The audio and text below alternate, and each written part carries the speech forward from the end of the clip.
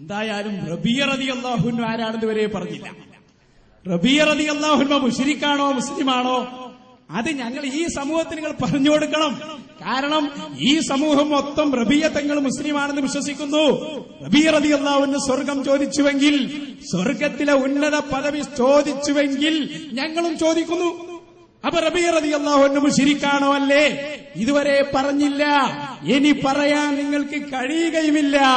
അതുകൊണ്ട് എന്റെ സാധാരണക്കാരായ എല്ലാ മുസ്ലിമീങ്ങളോടും പറയുന്നു, ധൈര്യമായി ചോദിച്ചോളൂ. അഷ്റഫുൽ ഖൽഖ് മുഹമ്മദുർ റസൂലുള്ളാഹി നബിതങ്ങളോട് ചോദിച്ചോളൂ, സ്വർഗം എന്തുകൊണ്ട്? റബീഅ തങ്ങൾ ചോദിച്ചത് സ്വർഗത്തിലെ ഉന്നത പദവിയാണ്. പക്ഷേ ചോദിക്കുന്നവർക്കറിയാം അതിന്റെ ഉദ്ദേശം. അതുകൊണ്ട് ഒരിക്കലും അവിടെ ശിർക്ക് വരൂല. റബീഅ തങ്ങൾ സ്വർഗം ചോദിച്ചപ്പോ റബീഅ തങ്ങൾക്കറിയാം, നബി തങ്ങൾ സ്വർഗം തരുമെന്ന് പറഞ്ഞാൽ അള്ളാഹുവിനോട് ശുപാർശ ചെയ്ത് ആ സ്വർഗത്തിലെത്താൻ ചാൻസ് ഒരുക്കുമെന്നാണ്. ഇതാണ് ഒരു സുന്നി ചോദിക്കുന്നതിന്റെ ലക്ഷ്യം. അതിവിടെ ആർക്കാണ് അറിയാത്തത്?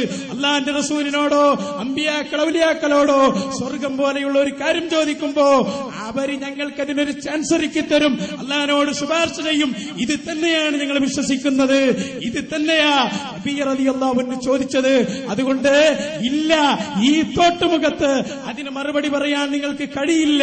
നിങ്ങൾ ആവർത്തിച്ച് ചോദിക്കുന്നു, മഹാനായ റബീഅ തങ്ങൾ മുശ്രിക്കാണോ? റബീഅ തങ്ങൾ മുശ്രിക്കാണോ? സ്വർഗത്തിലെ ഉന്നത പദവി ചോദിച്ച റബീഅ തങ്ങൾ മുശ്രിക്കാണോ? അതല്ലേ നിങ്ങൾ പറയേണ്ടത്. ബാക്കി നിങ്ങളെ ഒരു വിശദീകരണവും ഞങ്ങൾക്ക് വേണ്ട.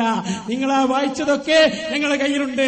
റാസി ഇമാമിന്റെ ഇസ്തിഗാസ അംഗീകരിച്ച സംഭവം നിങ്ങൾ പറഞ്ഞല്ലോ.